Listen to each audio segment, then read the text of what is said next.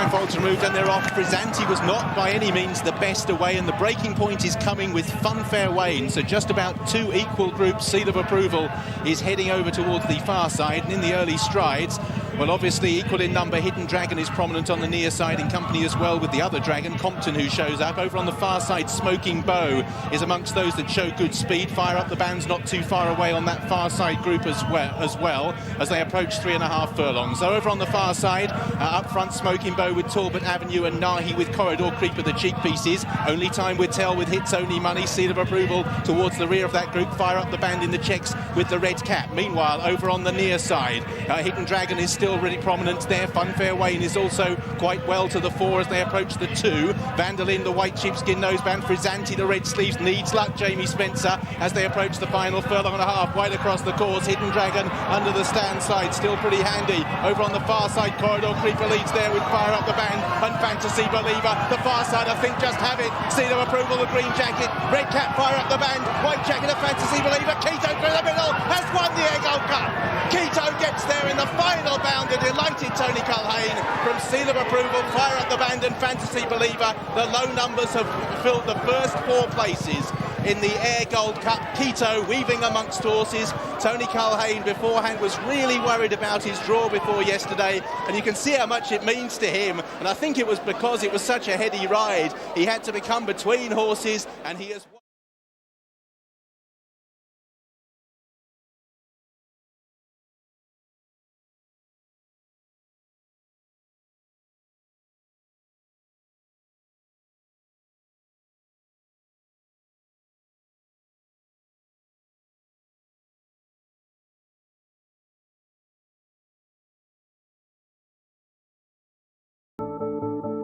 from 14s, morning reserves is 18 from 16, but that morning stand by and racing in the King's Stand. The Trader a fraction slow into stride, one of the first away on the near side. Cape of Good Hope and Morning Reserves is up there as well. Speed Copper's going very fast, and Dragonflyer out in the centre with If Paradise, and Boogie Street has headed them all off now. Boogie Street a clear leader from in the centre, Dragonflyer. Morning Reserves on the near side from Divine Gift, and then further back is Speed Cop. They're followed next by Cape of Good Hope on the near side from Colonel Cotton. Frizzanti in the centre there. They're followed by the Tatling, and wider out Bahamian Pirate. Lydgate behind them, just preceded by Knight's Cross. The Trader back in the ruck. Stormont is back there as well, so too Lockridge and Colonel Cotton. Racing up now with a furlong and a half left to go. And on the near side, Boogie Street shortening stride. Here's Majestic Missile in the centre, grabs the opening and goes for home. The Tatling, though, the danger. Followed then by Cape of Good Hope and Ringmore down with a mighty run, but the Tatling goes to the front now with 50 yards to go. The Tatling wins it. Cape of Good Hope is second. Frizzanti flew for third, followed then by Ringmore down, and behind them back in the field, Bahamian Pirate. Last to finish was Divine Gift.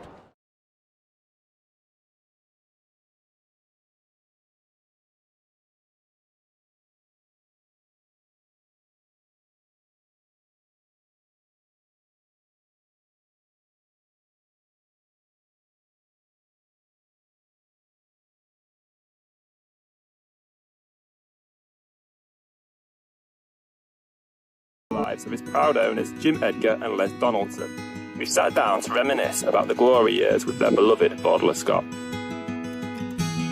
Robin gave us a call, and he said he had bought some yearlings at the sales, and would like to come down and have a look at this one. So we went down in October, and it was a really windy day. So we went down the night before and had a right good drink. Stayed in New York. And we went to the stables, and they brought round this wee scrawny looking thing, to be quite honest, at first. And the wind got up and it tried to headbutt me. I managed to get out of the road just in time. And you see the look on their face, so that's the deal kiboshed. But we decided to buy the horse, and we never looked back after that. I was a teacher. I just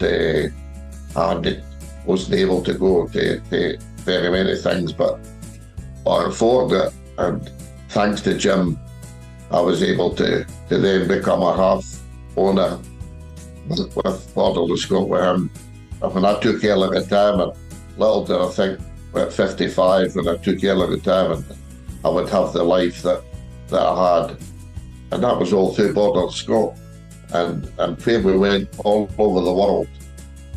The jockeys, different jockeys, different people we met, the people that we took along, the following he had from our place, when the horse was running, people always bet him, come rain, winter, shine. I just think we had a tremendous time. The meeting was put on at Newmarket at a very, very late notice because Yacht was, as you say, waterlogged. He just come flying up that hill. I mean, that South African horse, the big grey, went off a tremendous pace and it blew everything out of the water. Bar the wee guy, and he just came up on his outside and done him. That was the first time Pat Cosgrave had ridden him. It was just a tremendous day. But the one thing we did agree, it was how lucky we were to have a horse like Scotty. There was a woman that sent him a box of Pullmans every month, a box of Pullmans, and she just loved him. We've had a wonderful time. We've had other racehorses since and still enjoyed it, but Royal Ascot took us to a different level. You know, when you say to people now, and they ask you, have you been in racing? Well, was a part owner of Royal Ascot, and their eyes just lit up. You know, and nobody ever said I had a hard word to say about him. And he was a devil, there's no doubt about it. He was a devil at times. Whether it was a trainer, an owner, a punter, a friend.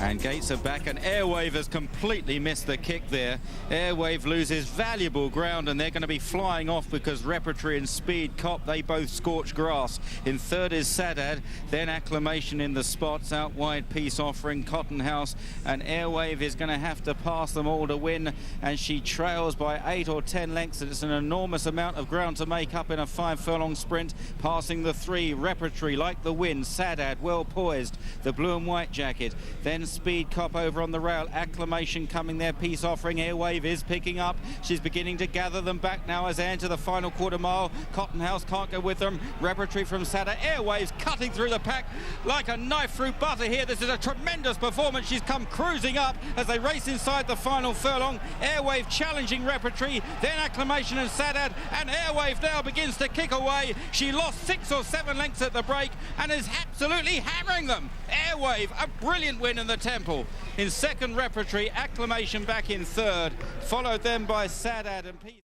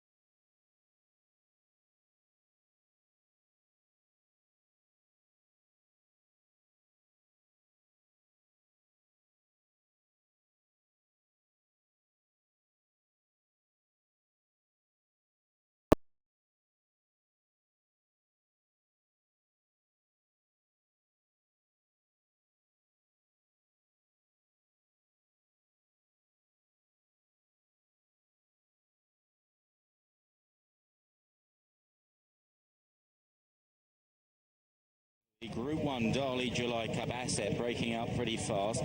Also Dandy Man in the green jacket, Drayton on the near side in yellow with the blue cap. Then Mutawajid on the far side, near side Electric Beat with Royal Ascot and Prime Defender with the white face. Dutch Art is handy as well in the mauve jacket. Far side is Balthazar's Gift. These are followed then by Bentley Biscuit in the centre with Rising Shadow and Electric Beat. In a noseband near side is Amadeus Wolf from Sarki's Secret. Sander Camillo towards the rear with Marchand d'Or, and out the the back is Old Quito. Drayton, the South African raider, leads them past the halfway stage, chased by Dandy Man. Then close up is Mutawajid, and on the near side, Prime Defender. Helvelin's also in the firing line, with on the right Balthazar's Gift. Red Club's trying to pick them up as well, and Saki's Secret is looking for racing room as well. Inside the final furlong and a half, they fan across the course, and coming through Dandy Man in the green jacket, chased by Bentley Biscuit. Red Club, Saki's Secret coming with a flourish. Marchandor on the far side, Red Club's on the far side. Dutch Art and Saki's Secret both flashing home. Saki's Secret on the near side is taking it up, and Saki's Secret is going to beat Dutch Art. Saki's Secret wins the July Cup from Dutch Art. Tight third, Red Clubs and Marchandor, followed home by Dandy Man. Then came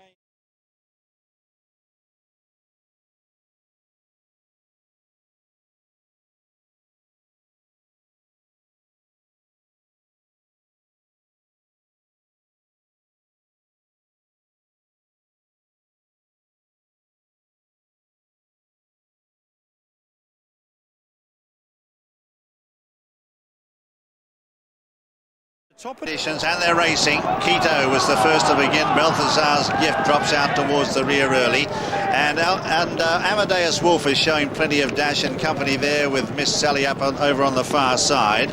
Just on the near side is Red Clubs, and Excusez-moi on the white jacket is there as well. In behind them is Steenberg, and Reverence is hugging that stand side rail. Further back in the field, Philharmonic, then Somnus over on the far side, and right out the back now Balthazar's Gift in company with Quito. On settling down, and the leader is Red Clubs from Reverence, and behind them Excusez-moi and Amadeus Wolf on the right with the noseband. In behind them Kodiak from Steenberg, and further back in the field Balthazar's Gift making ground. They're followed then by Miss Sally, and well back in the field Philharmonic. Somnus out the back with Quito. Red Clubs applying the pressure to Reverence, and Excusez-moi ridden along just behind them.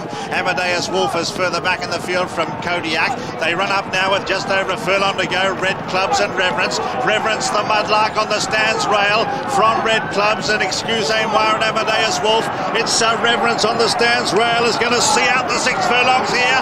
Flashing home is Amadeus Wolf and Quito, but Reverence wins the Betfred Sprint Cup from Quito. In third then was Amadeus Wolf, then Somnus. A gap to Red Clubs, Excusez-moi there.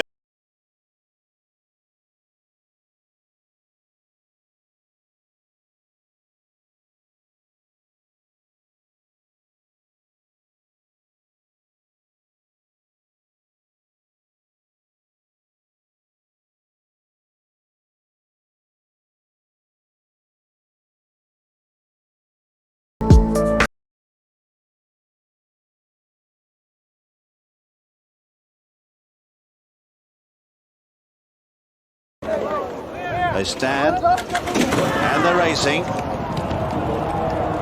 One of the first away near the inside is Cape of Good Hope, and Avonbridge was up there as well. Over on the far side, Twilight Blues is very quickly into stride with Country Reel. Right in the centre in the yellow and black there is Monsieur Bond, who's up there, and just behind them on the near side Crystal Castle, who's just following Cape of Good Hope. On settling down, Twilight Blues the leader out in the centre by a couple of lengths to Lockridge, and Avonbridge on the near side rail. Further back then is Monsieur Bond, a Country Reel right over on that far side. Pole away just behind the leaders on the near side. Fair Jag in the centre from Steenberg ridden along, then Cape of Good Hope behind them.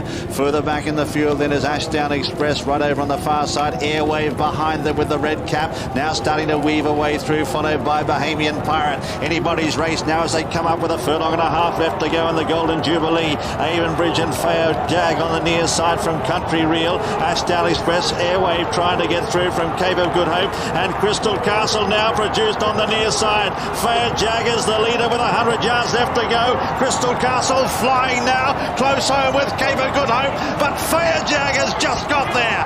From on the near side, Crystal Castle, third Cape of Good Hope, fourth then was Country Reel, followed further back then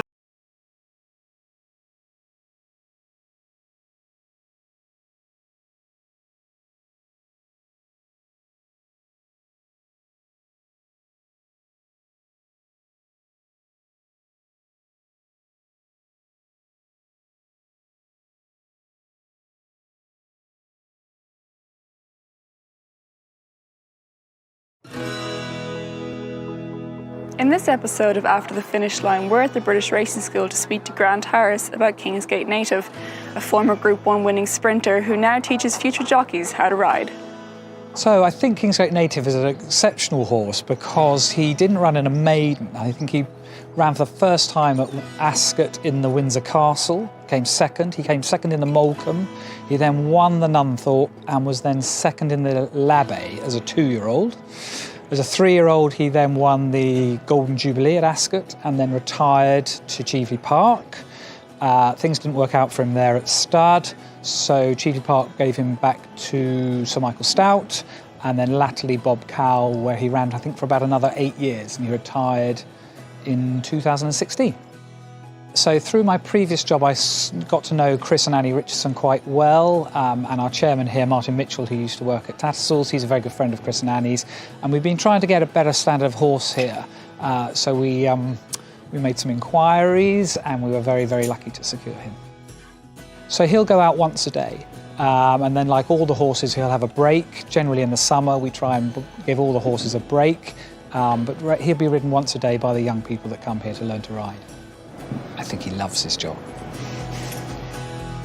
There's a bit of a fight to try and ride him, to be honest. Obviously, he's the best-known horse we've got, so he'd be our standout horse, and I just think it's fantastic that the young people that come here to learn to ride can ride a Group 1 winner. So we've got Gold Dream, who Bob Cowell also trained to win a couple of Group 1 races. He was a different kind of a guy when he came in here. He was a bit more buzzy. I think he probably was on the track.